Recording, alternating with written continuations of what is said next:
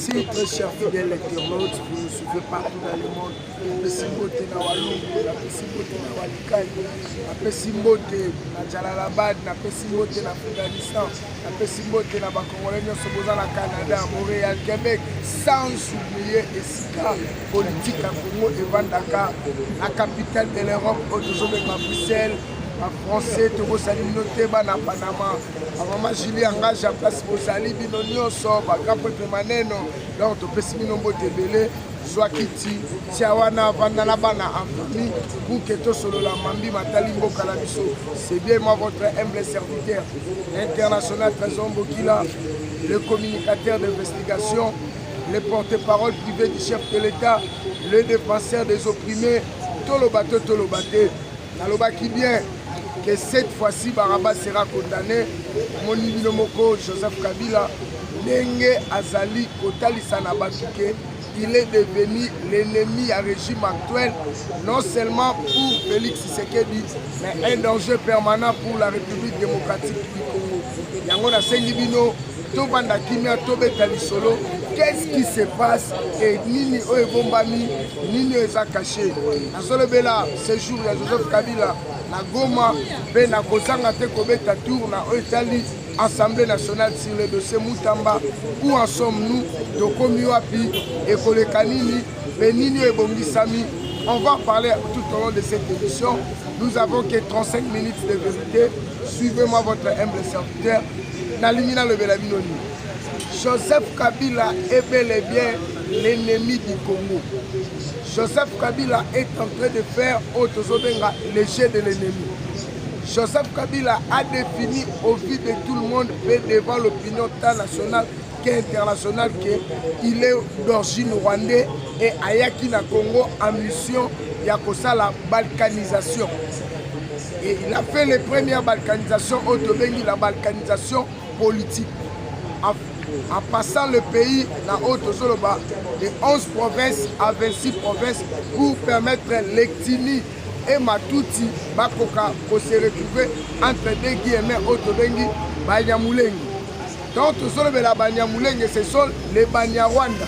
Et les Banyarwanda ezali Kinyarwanda langue oyo bamakana kati na bango. Soki otali na kati ya mboka na biso na 26 dialectes oyo toza nango Kinyarwanda eza te et na kati ya 50 etini oyo mboka na biso eza ko présenter devant l'opinion nationale et internationale. Totikali kozala na etini ya Batuti te pe ya oyo tozobenga Banyamulenge te. Mais qu'est-ce qui se passe? Lokola bayeba kike bakozwa Congo na biso en otage pendant 30 ans ndenge ezalaki na kati ya corps ya Emera esali ke baluka représentant na bango yango naloba ke le porte-malheur ya souffrance na biso to cause ya makambo tozali kobika lelo ezali Musée Laurent Désiré Kabila oyo azo mérité te ke molimo na ye epema na kimia. C'est lui qui est à la hauteur ou à la base ya makambo tozobi. C'est inadmissible au vu de tout le monde na oyo Congo epesaki Kabila. Au Kabila apesi Congo eloko te. Esengeli bato bayeba bien. Kabila apesi Congo eloko te. Congo nde esali Kabila azala oyo azali. Soki tozongi nsima na 2001 tango Kabila aye na bokonzi après assassinat ya Musée, Kabila sala discours il y a 14 minutes. Donc akoka pas même koloba, même ko expliquer kombo na ye, même kolobela l'état de la nation, c'est tout un problème. Et lelo, c'est lui qui maîtrise rien du Congo, c'est lui qui est fabriqué par les Congolais et même aujourd'hui, il voulait passer en donneur des leçons. Il y a une grande différence entre la gestion de Félix Tshisekedi et celle de Joseph Kabila par rapport à la gouvernance Oyoye Ameme Libiso. Ce qu'on a dit Félix Tshisekedi bien, gouvernance naye ezali basée sur l'intérêt général Otobengi, les principes du sacro-saint. Quand on parle du principe du sacro-saint, les principes sont caractérisés pour l'intérêt du peuple. Tant qu'on a pouvoir, na oya après passation ya pouvoir civilisé na oya na kobima na po atala ba locaux ya palais de la nation peuple a rappelé qui est que Félix papa lobaki le peuple d'abord yango wana nde tobengi le principe bisakosien et le principe bisakosien ezali principe oyo soki ofandi bien ekendaka na baintérêt personnel te baintérêt égoïste te ezali baintérêt général oyo ekozala au bénéfice ya bato nyonso.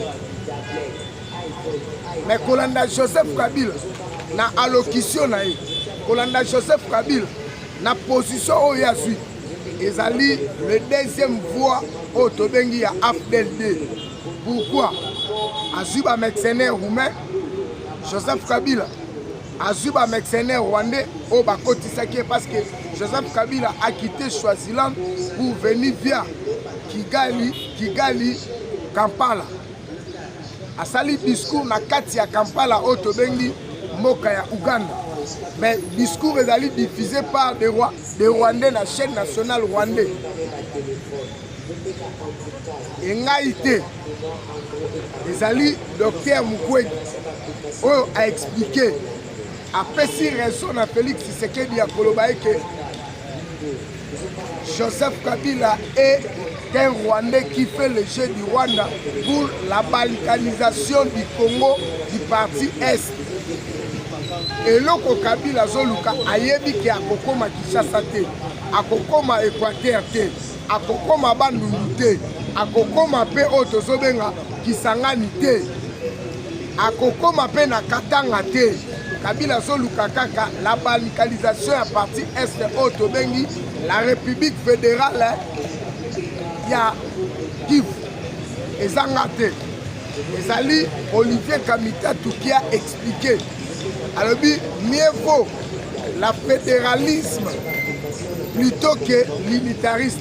En Mobutu nous a légué l'unité en disant que papa bo moko, maman bo moko. Et notre dénominateur commun, mes très chers téléspectateurs, c'est le Congo. Et je tiens à ouvrir un petit parenthèse à Kolobaye que c'est pour la première fois depuis que Congo est Congo, je mets quiconque en défi, que toute la nation et celle de la diaspora et celle autre dans la Katiambo, Babele à Congo, Baïnyo Soboza Libanda, Tolobela la patrie. Donc, la tango de Joseph Kabila, on parlait que des communautés. Nous, les ressortissants, cela justifie que le pays était déjà divisé et ce sont des signes de fédéralisme. C'est ce qui se fait à l'époque de Bachombe, la sécession de Katangé. La sécession de Katanga, c'était le fédéralisme. Or, le fédéralisme divise. Mais tandis que l'unitarisme, l'unité nous rassemble. Parce que ce qui nous unit, c'est le Congo. Nous avons qu'un seul dénominateur commun, c'est le Congo. Et Joseph Kabila doit beaucoup plus comprendre. Les temps ne se ressemblent pas, pardon. Donc, l'histoire est le récit du passé. Nous savons ce que lui a fait et ce qu'il a laissé pour le Congo et ce que lui a gagné. Entre le Congo et Kabila, c'est Kabila qui a gagné plus que le Congo. Et Zangate Ezali, Arish, Tchaktani, Pentani, Mukolo, Ashishi, Mukolo, Service Air, Mukolo, cinquantenaire, Mukolo, Pitala, Mama et Mo Batongi, Awa, Mukolo, Robank, actionnaire dans Robank. Donc il est en tout à créer ma société ébélée. Même il y a Otali infrastructure.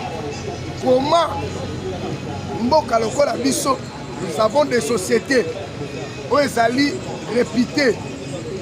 Au vu de tout le monde légué par nos pères de l'indépendance via nos colonisateurs. Il y a un office de route. Il y a aussi OVD, aux estrades béton à l'époque. Et aujourd'hui, Kabila y a Aboma office de route, Aboma OVD, pour la ACGT par rapport il y a intérêt masqué, il y a programme autosobenga, il y a Sikomi. Oh le lot bango baliba comme donneur de leçons dans dossier à Sikomi. Là je tiens sincèrement à féliciter Ndeko Gilles Alenge Teken. C'est lui qui a sauvé le Congo sur la patrouille financière dans autosobenga. La gestion financière du projet Sikomi.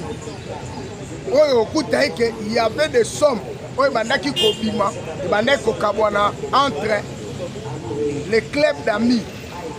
Le pays était dirigé à l'époque de Joseph Kabila comme un club d'amis. Aujourd'hui, l'Assemblée nationale est devenue un vrai temple de la démocratie dont la liberté d'expression est garantie à travers Félix Tshisekedi.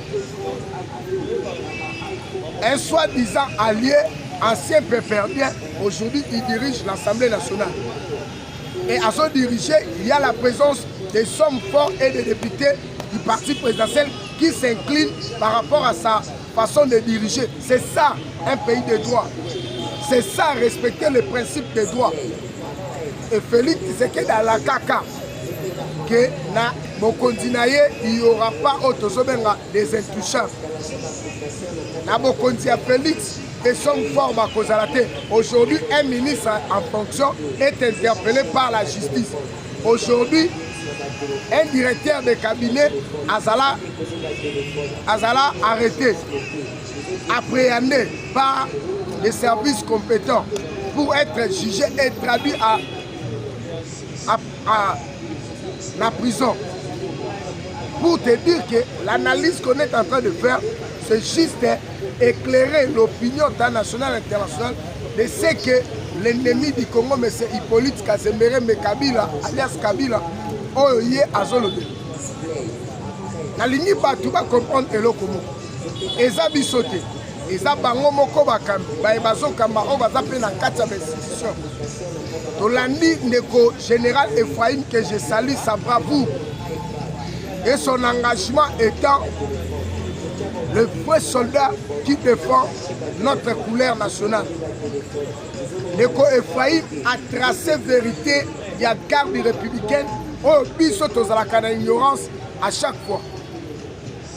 À son règne, Joseph Kabila n'a jamais, je dis bien, n'a jamais formé de soldats. Mais il y a eu infiltration, il y a eu brassage et il y a eu mixage. Mais aujourd'hui, à travers son allocution de 45 minutes, Joseph Kabila s'est référé de l'armée qu'il n'a jamais formée, de l'armée que lui, il a infiltrée à travers le groupe Maïmaï, la CNDP, les mouvements rebelles, au lelo, Moutouazalaki général, au petit Azalaki Djenne, Azalaki Djenne, na Kuluna, ya machete mais ya Munduki, na rébellion, lelo yé a commis Otosobenga, général, il y a armée régulière. Et Tikala Kosala Maté depuis Congo Zala Congo. Et comment expliquer l'armée que toi tu as rejetée, l'armée que toi tu as infiltrée, aujourd'hui l'Ingobé de la Rotole. On a collecté que Joseph Kabila a maîtrisé ma cambo aux salaté, plus loin encore, qu'à un centre de recyclage. Il y a Rumanga aussi, car Oyo Zalaki pour la botala, mercenaire aux Zalaki accompagné na Otozobenga, mercenaire roumain. Mais nous avons des images. Oyo Tomoni, mercenaire roumain, Bazo Yambanana Willingoma, et Bazali dirigé vers le centre Rumangabo. Aujourd'hui, vous êtes ensemble avec le même mercenaire One. Et on avait que le temps est le meilleur allié de la vérité. Joseph Kabila ne confondait pas l'époque de Mobutu que vous avez venu avec votre sale jeu, il y a rébellion, il y a Abdel, que Boroson Nisango Lussusu. Non et non, et Simbate. Il y a un tobi Lambalia. Non, et Simbate. Pas question de rébellion au Congo. Nous avons le droit et l'obligation. Kabila de faire échec à un groupe des individus Donc vous voulez prendre le Congo en otage. En vrai dire, le Congo n'appartient pas à un groupe des individus ou le Congo n'appartient pas à un monsieur Kabila. Donc Toyebiote, Yozali Hippolyte, Kanambe, Kazemberembe, Mwana Marceline Moutouane. Donc aux droit à Koya coloniser biso encore. Donc bino soy boyaka na mboka oyo, totika kabino, mais c'était par ignorance. Toyebaka te que bozalaka na plein ya balkanisation. Oh, na kati ya corps de l'Emera, et zo loba que photo soit 300 km. Ya mabele ya Congo, to annexango na kati ya Rwanda. Donc vous avez dirigé le pays ici à votre époque, M. Hippolyte Kanambe, comme si le Congo était le succursale de Rwanda. Or, nous sommes le deuxième pays le plus grand de l'Afrique Mobimba. Et partant des grands pays à monde, dans la carte. Donc, Bino, Rwanda, et ça le rôle parti à district qui a Tchangu Mobimba. Je dis bien Tchangu Mobimba, né Rwanda. Donc, attends à moto, même dans notre et si Mathéo dirige, raison pour laquelle Tozoloba, plus loin ne sera comme avant. Félicitations le général Ephraim pour avoir dénoncé, pour avoir dit des vérités. Aux Alaki na armée Oyo, aux Aleli Bango Nibo Pito, logement à Malamouté, armement à Bienté, considération Zalakité, et les loyaux qui se référait à l'armée loyale, armée responsable, armée républicaine. C'est grâce à Félix Tshisekedi, Tomoni ba centre de recyclage local à Bakibomang, Bakotakol, Bakitona, et Songeli Moussala Nango, et Basoda Basobima, et Basoda sont capables de défendre valablement la nation congolaise. Une armée qui est infiltrée, yo, au gagné guerre d'engeni. Au gagné guerre, mais yo, batela qu'on pose. La 2013, bateli oppose parce que Oyeba que plan Ezali, il est difficile à franchir 2016. Alors le coup de qui n'a carte, il y a comme ma rébellion, il y a Abdel Bis dans le Congo, mais vous avez accepté de négocier avec CNDP, avec les Maïmaï, pour que Oya o mixe bango na kati ya armée na biso. Alors tant que solo babilo quoi, je demande à M. Hippolyte Kanambe alias Kabila, okoka ko faire comprendre biso. Et l'oko nini ya malamu au Congolais ko retenir pas na yo. Ata ya mukie to na ngoto. La société nyonso o Mobutu atikaki à l'époque ya Belge, o Mobutu ya ki pa façonner bakisi. Yo boma yango obotola ba licence nango o créer ba biloko oyo et randa yo l'homme le plus fort du monde. Aujourd'hui, M. Kabila voulait passer en donneur de leçons. Non, M. Kabila ne confondait pas l'époque. Osons confondre l'époque, il y a Abdel, na époque Otoza. Nous sommes en 21e siècle, donc il y a la vitesse de 5G, vitesse à 5G Internet, donc le tout est contrôlé. On a regretté, nous avons bien voulu nous supporter, nous avons dérangé le cannabis, et ça trois classes dans l'Ikoutan. Soit-disant société civile, soit-disant religieux, politicien. Donc, nous avons l'importance de la patrie. Nous avons clergé, berger à l'église, les sommes de Dieu au Kabila Yambi.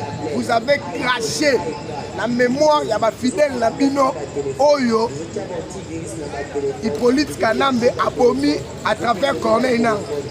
Mais à Yesu Aligny a continué comme Batuakom. Qui ignore qu'il y a eu des carnages, il y a eu des tueries, Oyo, Corneille Nanga, sous commandement de Joseph Kabila, baso kota na bopito, baso kota na l'église, baso kota na l'école, pour na kozwa batu, kokanga bango, kokota bango na rébellion, pour ba servir ba Rwandais. Et lelo, même si Kanzambe alola ya likolo, le Dieu créateur, place à Zali, à ça d'accord, na ma confession religieuse Yambo Cannabis sauté. À l'exception, dans le Bible, ya baye oyo baza animé na patriotisme. Ozobengama moto na nzambe mozo soutenir mutu aza koboma bato. Ozobengama défenseur ya peuple membre ya société civile mais ok ko collaborer na Kabila.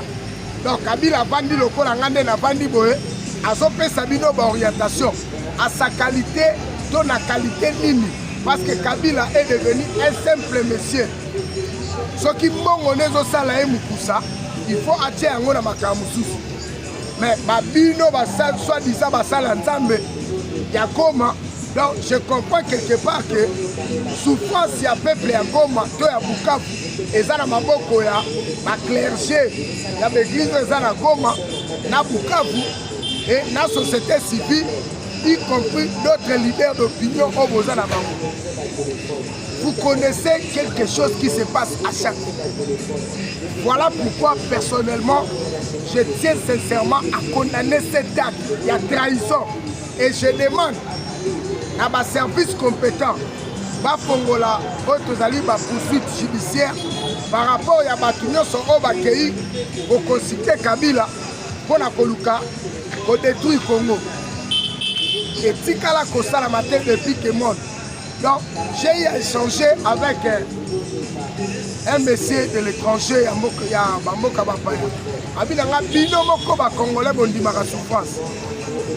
Donc Kabila zoboma biso soit disant banganga nzambe ake koluka okutana oke kokutana na lisolo nini alobi oke kokutana na lisolo nini parce que akoyebisa bino nini il a déjà dirigé pendant 18 ans eloko nini oyo abungaki to eloko nini oyo arataki kosala oyo apréféré asala yango sikoyo. Donc en d'autres termes nazo comprendre que soki nzala elongo na libumu ekomi komata na mutu ememaka folie.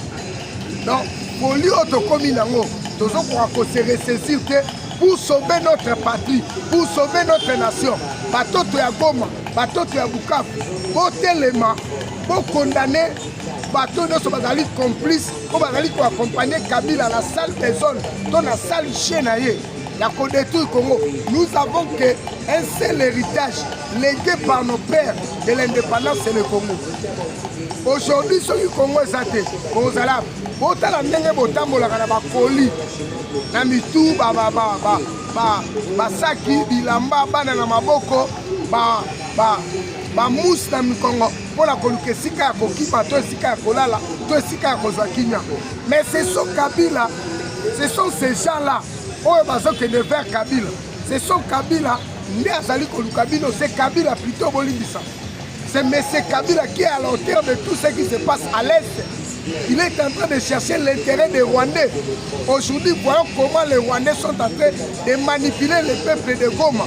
Sont en train de manipuler le Mutoto à Goma. Non, trop c'est trop. Jusqu'à quand la fin de cette mélodie? Si dans un pays, un peuple n'arrive pas à défendre ses droits et ses intérêts, le peuple n'a commis l'esclavage. Dans mon yango, dans ma clergé, mais dans ma soi-disant membre de la société civile, il se permet de payer le luxe. Il y a sa photo na Kabila. Kabila zam dans sa photo na été. Kabila zam dans sa photo na été.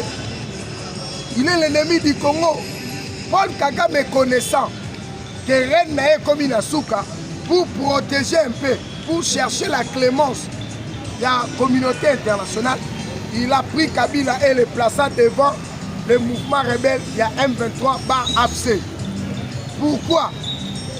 Ayebi bien que les Américains ne soutiennent pas les groupes des individus, les Américains ne soutiennent pas Otozobenga bar rebelle. Je dis coup de chapeau à Fachi Beton avec son bravoure et son intelligence élevée. Ayebaïke, pour permettre aux États-Unis à respecter l'accord Nabiso, Kabila, Félix Tshisekedi a fait que voter une loi dans la 4e Assemblée nationale sur l'antiterrorisme contre le Congo. Wana caméra zala distrait. Et Lelo, Kagame est rattrapé par son propre piège. Dans Mozomona, communauté internationale, à l'occurrence, il y a les États-Unis d'Amérique, donc qui jamais qu'on négocie dans M23 tout le monde sans pour loin mot quand même se reconnaître et le gouvernement américain à travers charte, il y a gouvernement américain vis-à-vis à Sénat américain, qui jamais pour collaborer dans les terroristes. Joseph Kabila a des difficultés. Maintenant, il est en train d'user de tout son moyen. À Tchembongo, il y a une carte, il y a une résidence, une ferme, on a à sauver l'image. Et le but de Kabila, c'est d'aller dans le système, il y a 1+4.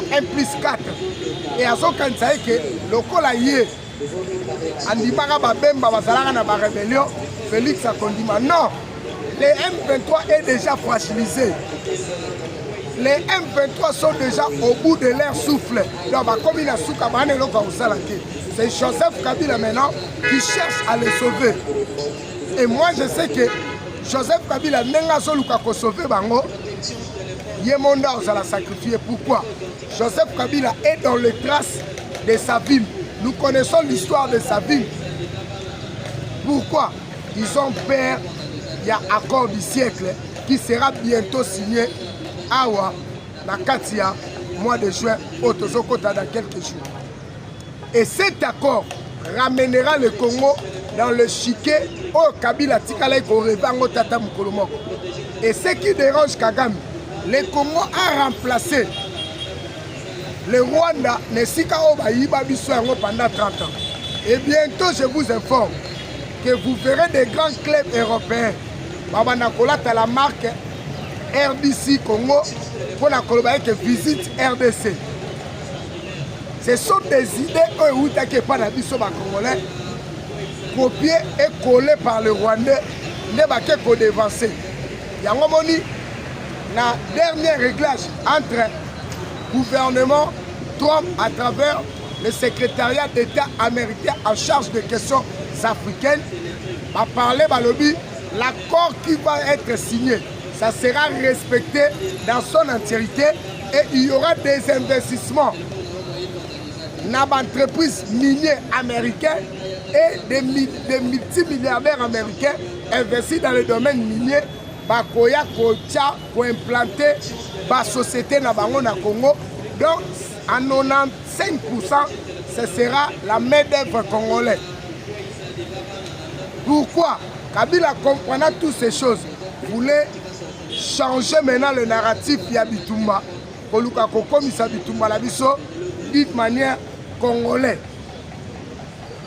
Kagame connaissant toutes ces choses à travers le principe de l'accord, à travers l'accord du principe, Akokokasusu pour attaquer Bisoto.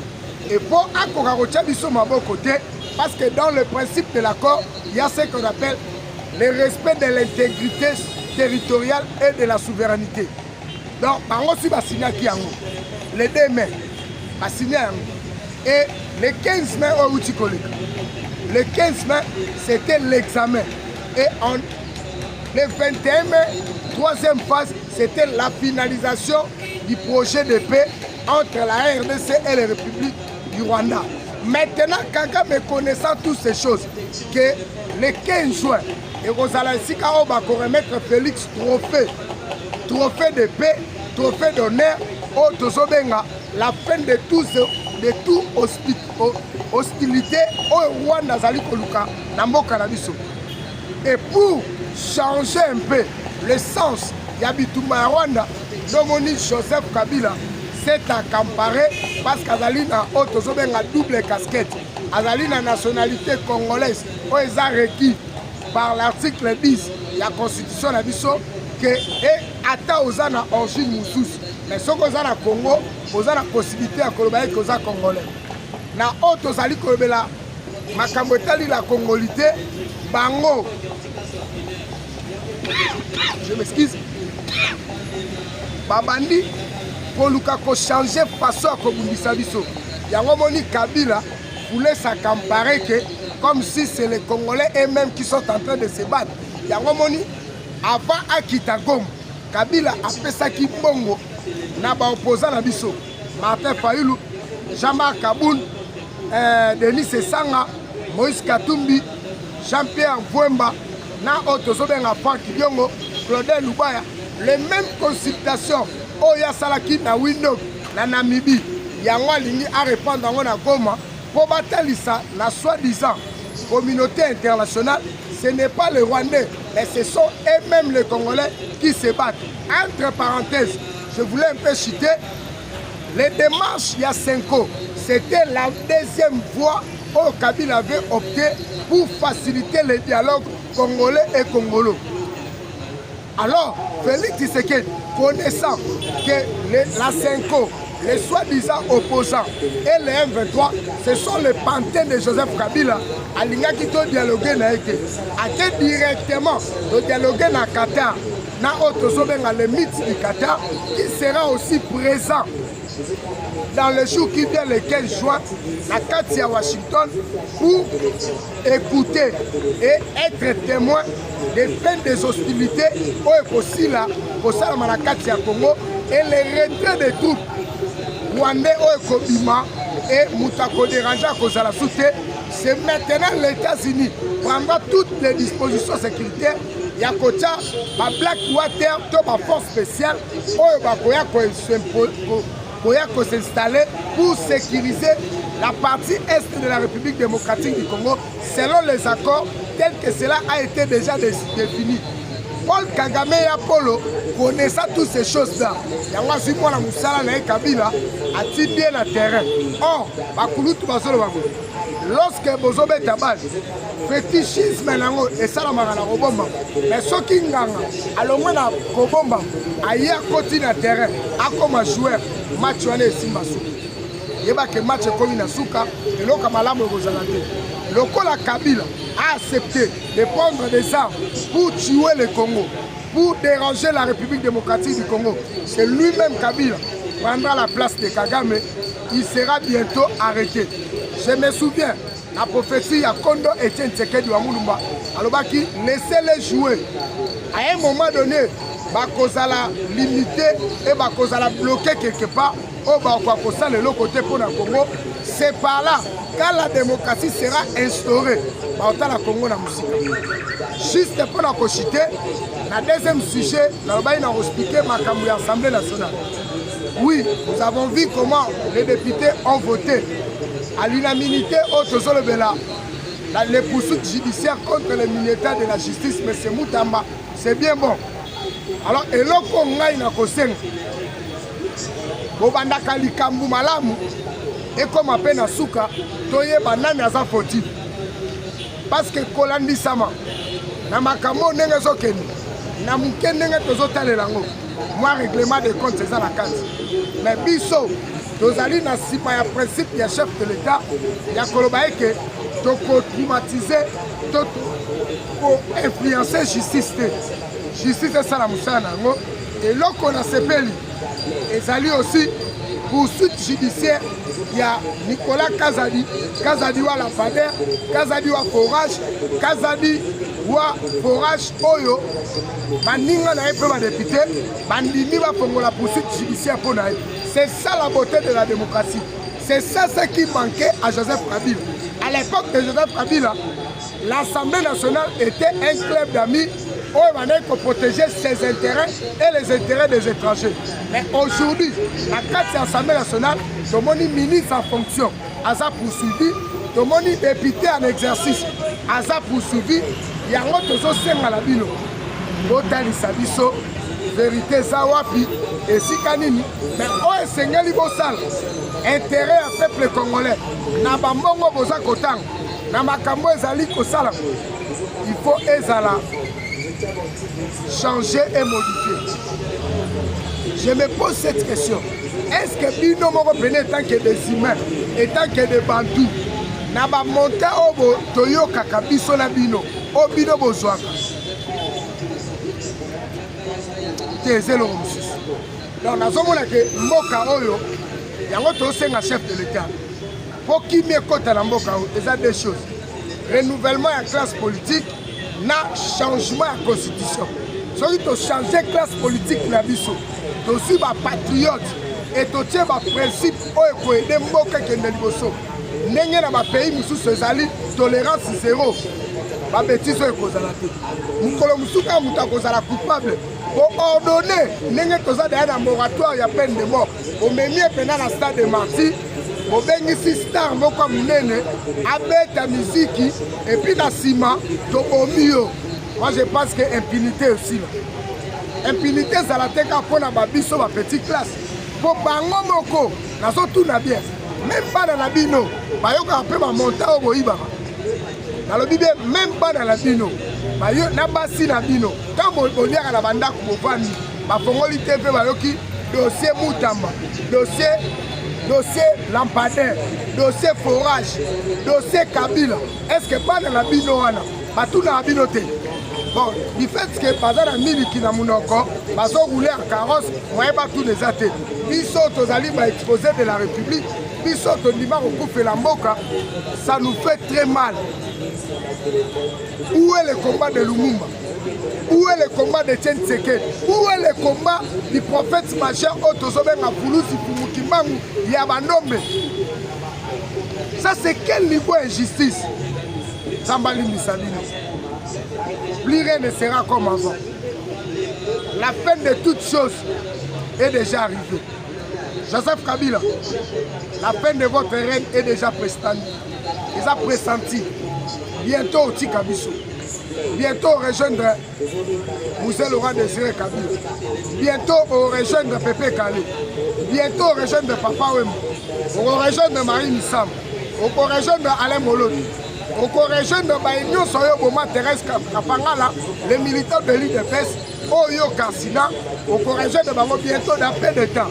Totié Balé Nassé. C'était pour votre humble serviteur, l'international Trésor Mokila, le communicateur d'investigation. Dans le bien, Bolandangaï, dans ma page sur Facebook, WhatsApp, Facebook, Twitter, TikTok, l'information reste permanente. Bolandangaï na plus 243 82 24 46 445. Le plus 243 82 24 46 445. C'est mon numéro en permanent. Boti de la suggestion, boti de la remarque, surtout la fuite de l'information. Biso tozo musala ya koloba. Soki ezali to koloba po mutakobangisa biso azate. Tozo sale la testament. Prenez-vous en charge. Nous sommes la jeunesse consciente. Otoye poto sauver mboka na biso. Yasika ezate. Moi de l'homme ça biso. Tozala na opposition to kupate. Et le lot toza na pouvoir, tozo bunda pour que to conserver pouvoir, mais to changer Congo. Ndenge Kondo Etienne Tshisekedi alobaki. Quand l'IDPS sera au pouvoir, il y aura la bonne gouvernance et l'instauration d'un état de droit. Ensuite, c'est au prochain numéro.